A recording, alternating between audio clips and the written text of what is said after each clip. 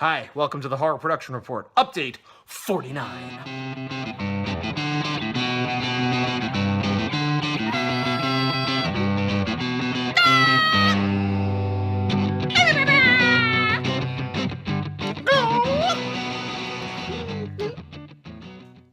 Hey, so I'm over here working on page 27 of issue 2 of the Horror A4, doing digital inks, and today's Friday, so I want to have this done. This is my second inking page of the day. That's an empty package of Oreos. Don't worry, the double stuff all went into me. The more productive I've been on the comic, the fatter I'm getting, which I've mentioned before, and it is definitely true. But I'm getting progress done, and then I'll have a heart attack. So, good. My work will live on, and I'm getting off track. What I wanted to show you is this. This is the final panel of these three heroes fighting monsters, and this is my pencils. You can tell, A, because it's not super tight, although actually it is pretty tight. And this is what I've been encountering. The last few pages of the book are very tight pencils like this. Now, this guy arguably could be cleaned up a little bit, but these two are pretty tight. The foreground monsters here, I had foresight to do in black. So I actually inked them, and similar with the buildings in the back. I think I started realizing how tight I was being, that I was giving myself, like, essentially tracing duties.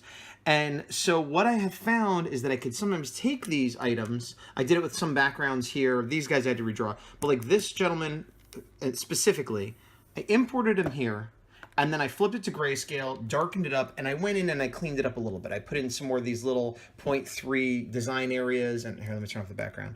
And I, added a few little detail lines. I used the eraser to clean up some of the more wobbly lines, and then I duplicated it and whatever, and done, inked. And so that's what I think I'm gonna do with Shining Star here. Now, a Shining Star I had given a blue energy effect, but my book is in black and white, so I converted it to white and then gave it an outline. I might still mess with it more, but again, Shining Star is pretty much done. So I'm probably gonna, right now, all I did was convert it to grayscale. So you can see how this is darker.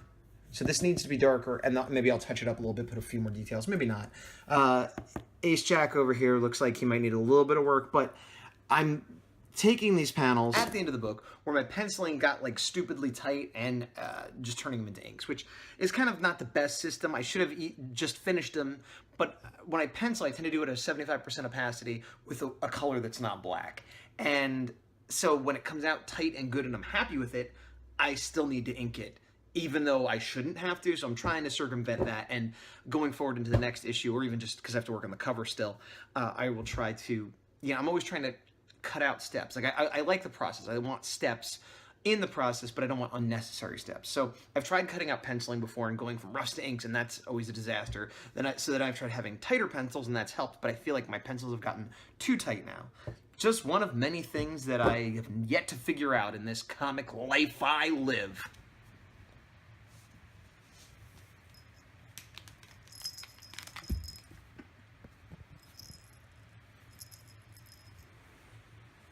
Hey there, it's me, Gazbot, once again. I still haven't figured out a great filming situation in the new house, so I'm sort of standing on a landing. It's on a bookshelf, kind of weird shadows on my face, but none of that matters because we're here to talk about making comics. Making my comic, making the Horror A4 issue 2. And this is the progress report update. Where are we at? Well, done, sort of. Done? Done.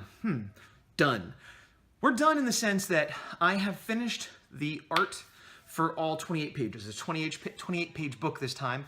I had wanted to be 22 to 24 like the average comic, but to make it make sense, I had to pad out some of the pages. I didn't actually change the story, but I had to change the layout of the art to fit the story, if that makes sense, so it'd be a little less crowded, a little clearer. So 28 pages, penciled, inked. The lettering is like 90% done. It's done. I just need to layer it in on a couple pages and fiddle around with it. I need to adjust some of the pages, make sure they're right for Kablam for the printing. I built them with the template, but from experience when I did the first issue, I still had to make some adjustments when it came time, because I maybe drew over a little on the line too much or didn't realize that the bubble, whatever. So I have to go over each page and do that still. What I have done is I finished the last panel of the last page, which was page 1. I did page 2 to 28 and then page 1. Not on purpose, it just kind of worked out that way, whatever. But so I finished the last panel of the last page that I had to ink yesterday. So I need to still do the front cover artwork. I have worked on the roughs and concepts, but I'm having a little bit of trouble with it, if I'm being honest.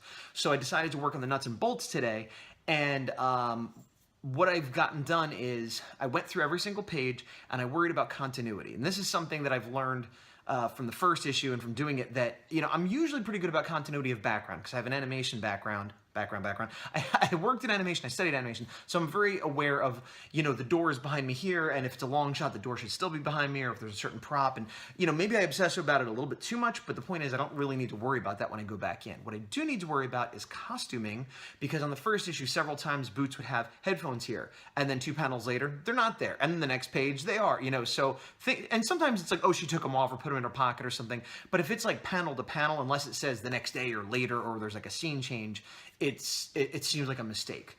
And I had in 1 or 2 panels given Boots tights underneath her skirt.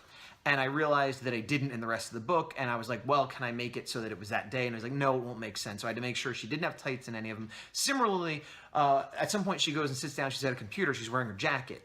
And then later on, she's not wearing her jacket. And originally I was like, that's a mistake. But I realized, well, she was there for hours. She probably took off her jacket at some point. So all I did was, in the panel, I fixed it so that it was in between pages instead of panel to panel. So there's a page turn, now she doesn't have her jacket on, and every page where she doesn't have her jacket on, I put her jacket on the chair. You can't always see it, but I know it's there, and I fixed that continuity. These are things that people may or may not notice, but I notice, and I don't like. So there's that. The other thing is time of day. Now, this matters more in a color book than a black and white book, but it's something a lot of times people don't really think about. I know I often don't think about it, especially if characters are inside a lot, which in my book they are.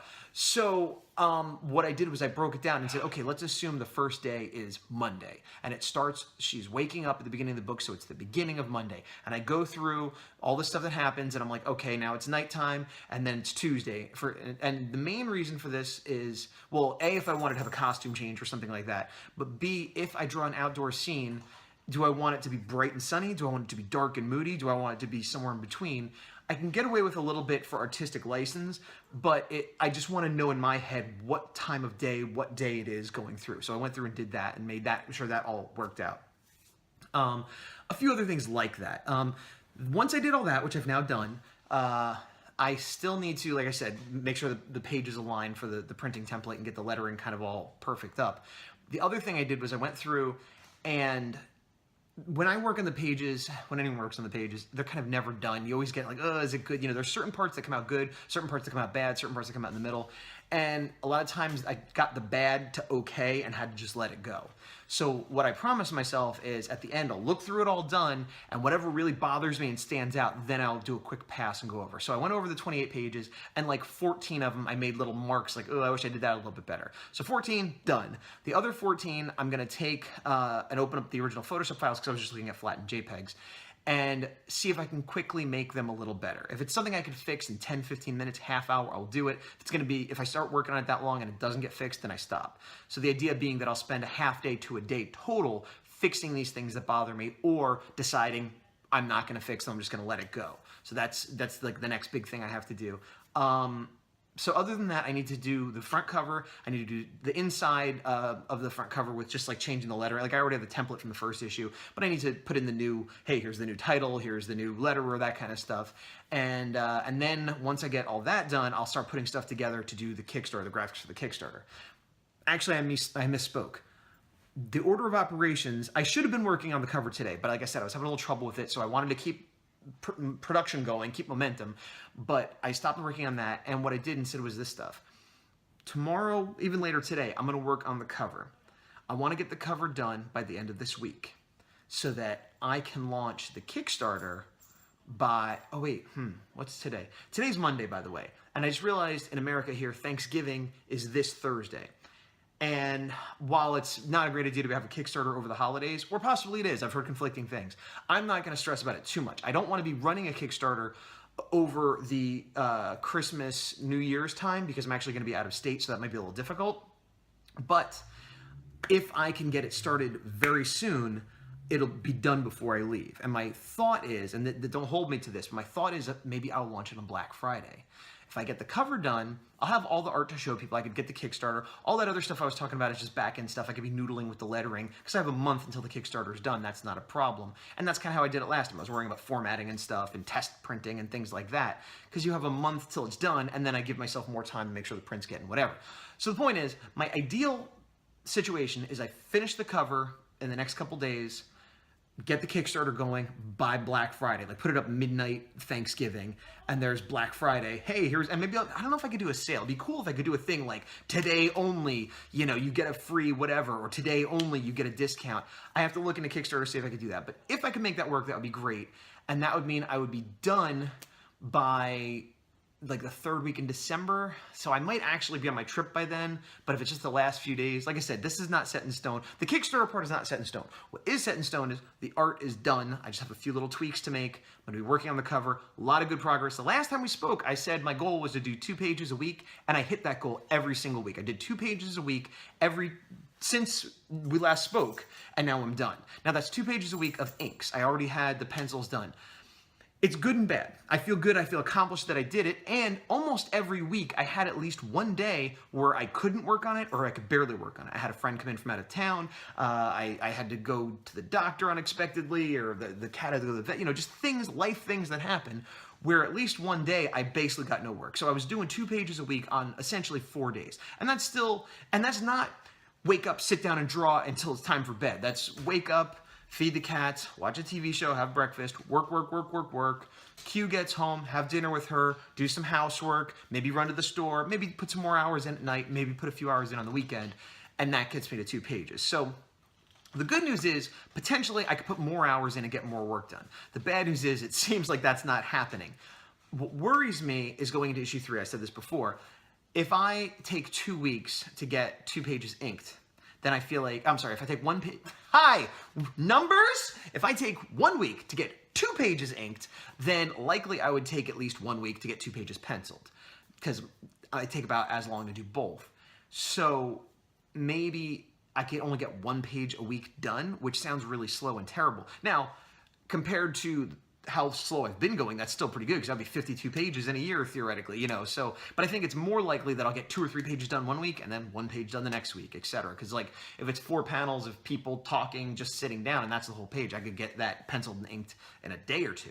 But then the ones where there's huge buildings and tanks and everything else, that takes a lot longer. So I'm not gonna punish myself too much. I had this crazy timeline where, by summer of next year, all 5 issues would be out, maybe the trade, and I realize that's unrealistic. But what is realistic is that I can keep pushing at the rate I'm going safely, without burning out, even allowing that life things happen, and consistently be getting this much work done. And if I could do more, great, and if I can't, I'm not gonna beat myself up over it too much. But I am very positive about the second issue. I definitely think it's better than the first. It'd be weird if it wasn't, but, I'm my own harshest critic, and there's still lots of stuff in it that I don't think works, and I should have worked on longer, and I should rewrite this, and blah, blah, blah. But overall, I think every aspect of it is a level up from issue 1. And if I keep leveling up by issue 5, maybe I'll be happy with it. And then I'll have to redraw the first 4 issues. That sounds terrible. But to give you an idea, yeah, you know what, I'm just going to cut it here. I was going to throw in a bunch of other stuff, but yeah. That's your update. That's the horror production update. I'm Gazbot. Thanks for sticking around. I'll probably have another video up very soon to announce the Kickstarter, and I might actually put up a video about some analytics. That sounds way more technical than I meant it to be. Some social media experiments and things I've been doing with my warm-up sketches, which actually I'll touch on warm-up sketches briefly. I've also been doing warm-up sketches every day, or almost every day. Every day I work on the horror, so at least 5 a week, sometimes 6 if I work on a Saturday or something. And the idea behind that is I get up, don't know what I'm going to draw, and I'm just doing like head sketches to keep it simple for me, because that's like the easiest thing for me to do rather than worry about a whole body or a car or whatever. So kind of keep it in my safety wheelhouse and just do characters, fan art mostly. And whatever strikes my fancy. And while I have a hard time sitting down at the table and working and whatever, I found myself being excited to do a warm-up sketch. I'd wake up and I might be dreading the inks and the perspective I need to do on the page that day, but I know that I could real quick do a quick sketch of a monster or a Power Ranger or something. And because I built that into my workflow, it didn't feel like cheating. It didn't feel like, oh, I'm wasting time when I should be working on something else. And it got me excited to get up and get there. And then by the time I've worked for a half hour, 45 minutes, I am actually warmed up, and I'm like, well, now I'll just shift over to the more difficult drawing.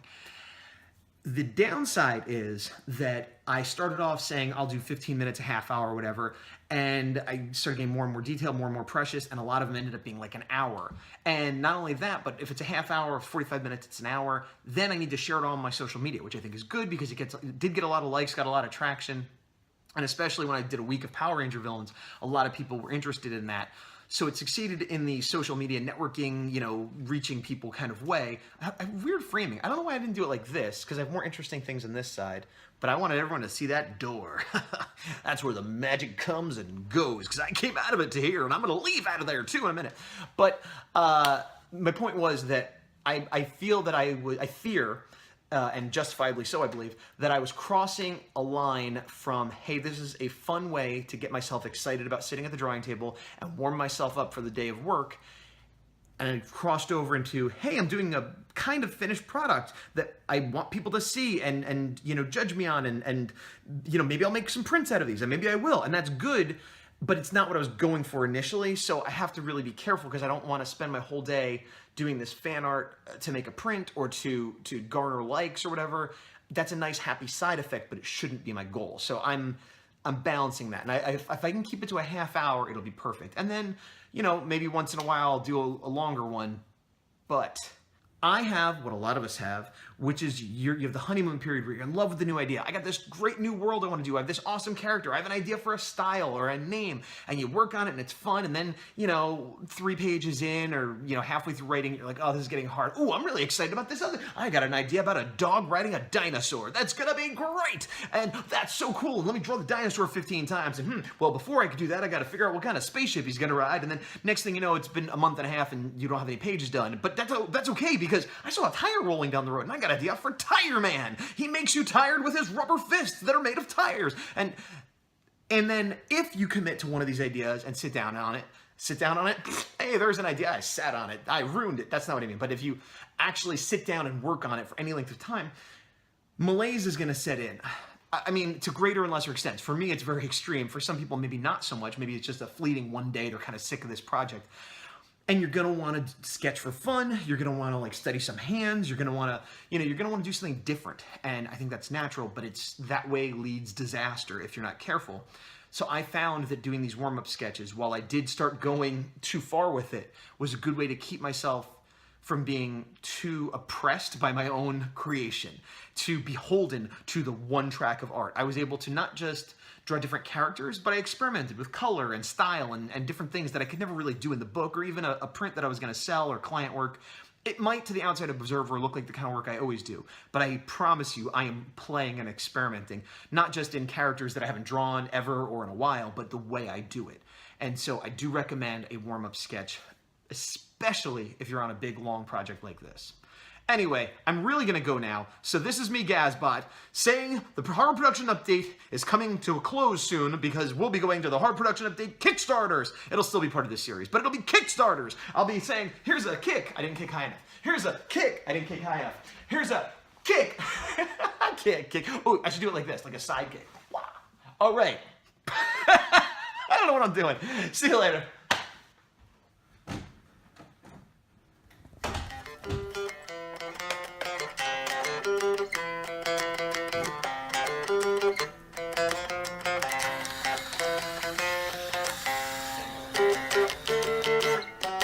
That's not my point. If you do have this, because